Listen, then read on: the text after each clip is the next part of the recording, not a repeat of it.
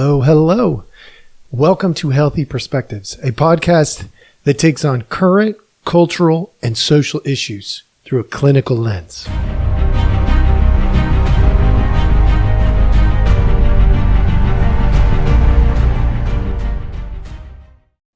Hello, hello. All right, everybody. Welcome back. Thank you so much for joining us.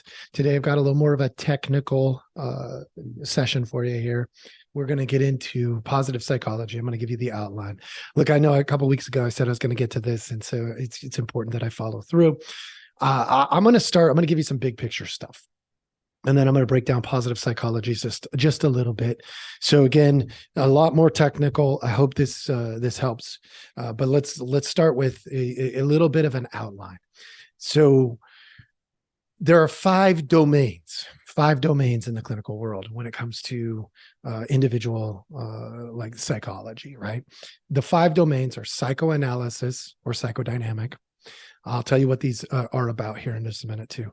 Behavioral, cognitive, humanistic, and then holist or integrative. They used to call the holistic or integrative eclectic. There was a while, and then that became like a taboo term. People are funny.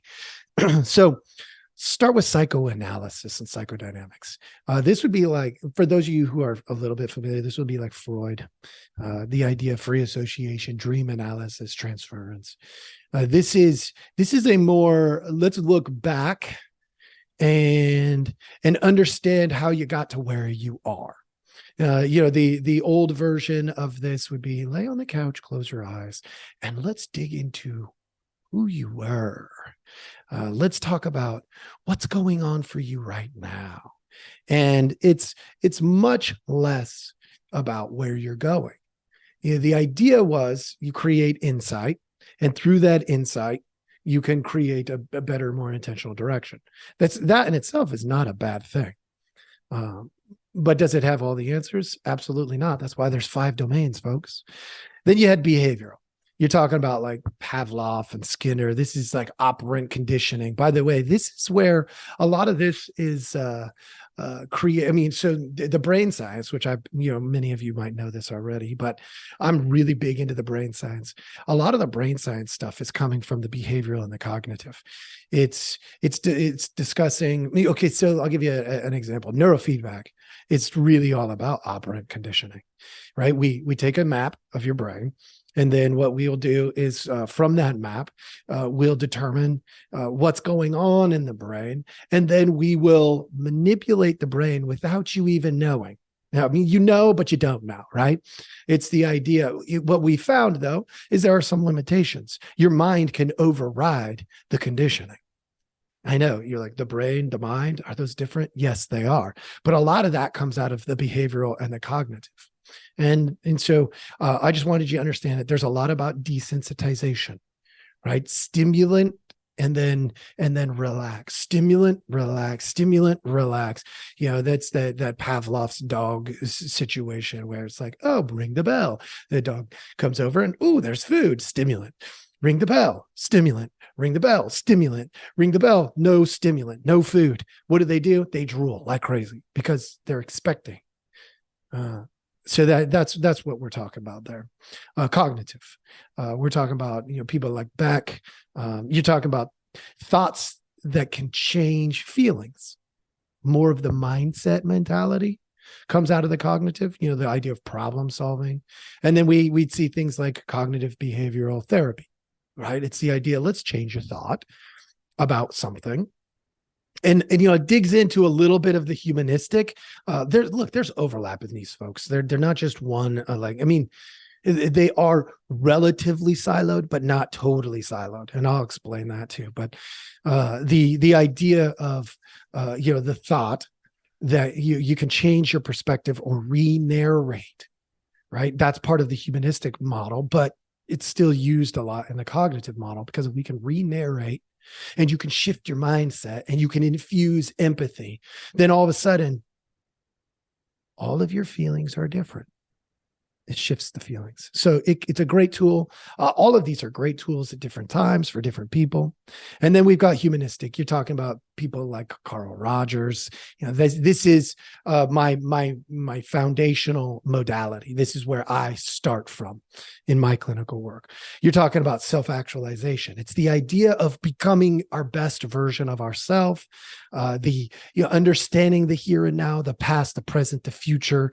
It's about finding meaning in life. It's about looking out and saying there's got to be more than just me. There's the external and the internal. So you'd see existential work done in this. And that's that model. And then we've got the holistic or integrative, which just means we combine these different models. Okay. That's the overview. Now let's give you the super brief version of positive psychology. Number one, its origins are mainly humanistic. Why do we say mainly? Because every model has some overlap with other models. They may not like it. Sometimes these people, the clinicians are funny. They get siloed. They get, like, oh, I'm cognitive all the way through and through. Well, okay. I mean, let's be real. Cognitive, like I said, uses a lot of the narrative type therapy work. Well, narrative therapy is often considered a little more humanistic than cognitive, but it can fall in either of those categories. So the techniques do overlap with the theories, which means the theories in the background have to have some areas of overlap. All right. But it does generally, positive psychology generally stems out of the humanistic origin. The idea of person-centered, right? Your unique experience is your unique experience. Let's create an opportunity for you to look at the positive attributes. And we may also look at some of the negative attributes as a means of highlighting the positive attributes.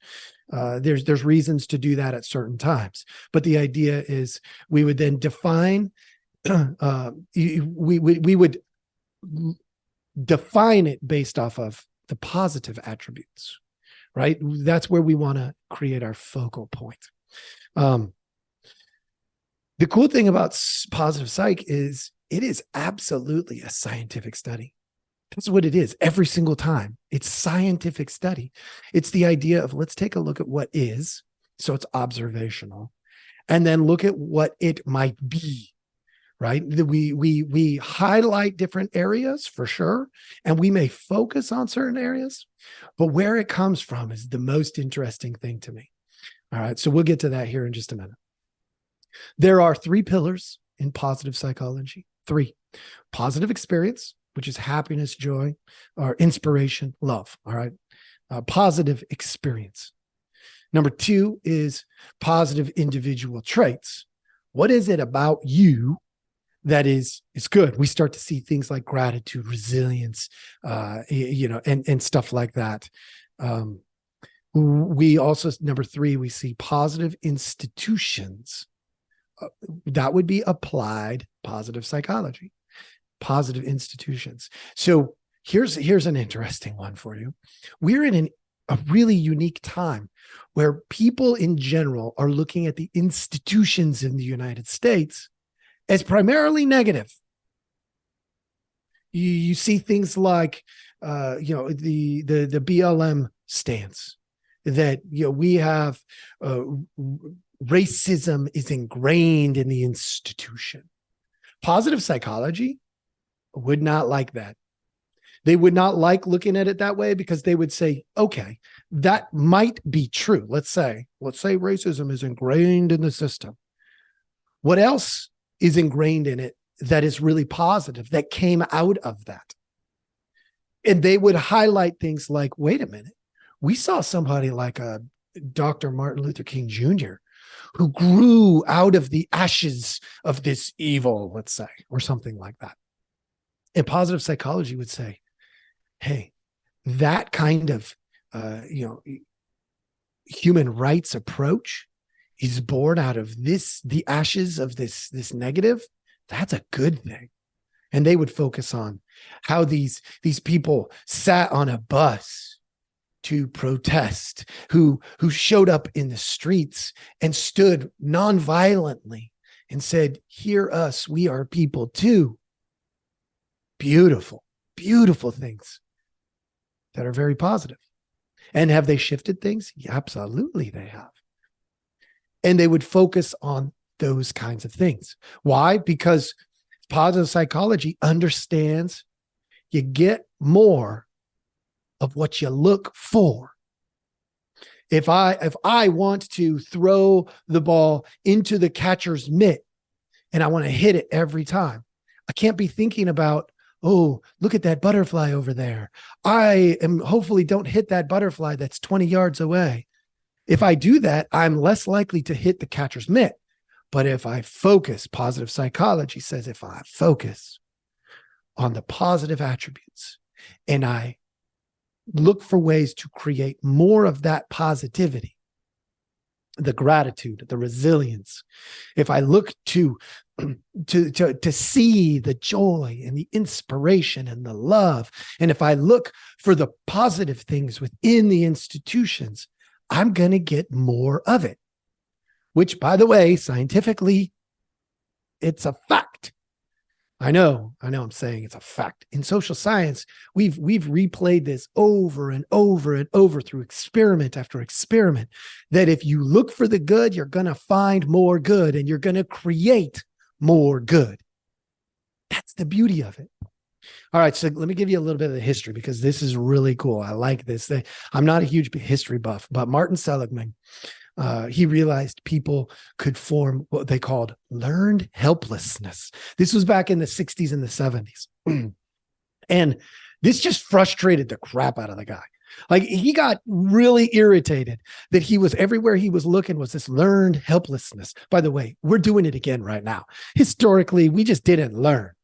This learned helplessness. Oh, I can't do it myself. I need you to come and help me. Okay, stand up. Be a grown man or a grown woman and say, hold on, I'm not the victim. All right. This was happening in the 60s and the 70s. You're talking like 80 years ago, 70 years ago, 60 years ago, 50 years ago. This stuff was happening. And he said, enough. If we can learn helplessness, can't we flip that coin? Can't we learn courage? Can't we learn resilience? Can we learn strength? Can't we learn compassion? And what he discovered was that 100%, yes, we can.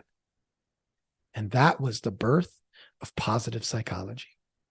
We can learn to be more resilient by not accepting the mentality that we are helpless. We can learn to be more compassionate by accepting that others will suffer like us, or maybe even in different ways than us. We can learn to be more grateful by looking at the things to be grateful for. A shirt. I got a pen. I got ears and legs and arms. And on most days, if I don't do too hard of a leg workout, my legs function just fine. I'm lucky. I should be grateful. Some people don't.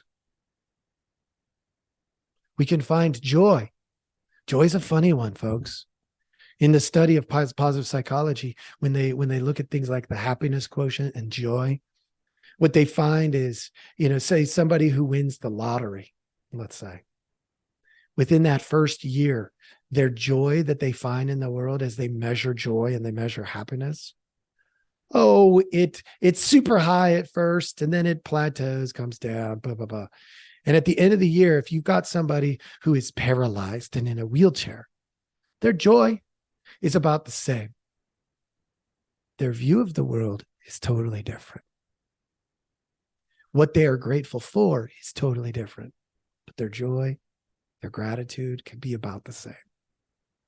Just different things, which means we're way more resilient than you know. In the positive psychology world, we deal with resilience a lot, the concept of resilience. And so if you're super interested and you want to send me a note, I may address that part directly, separately. It is one of those key elements that is discussed in the positive psychology world. But for today, I just wanted you to have a little bit of that background and an understanding. And the takeaway might just be as simple as look for something good. It could be the worst day. Find something good. It could be the second worst day. Find something good. There's good stuff in every day, just like there's hard stuff in every day, folks. Thank you so much for joining us, and have a good one.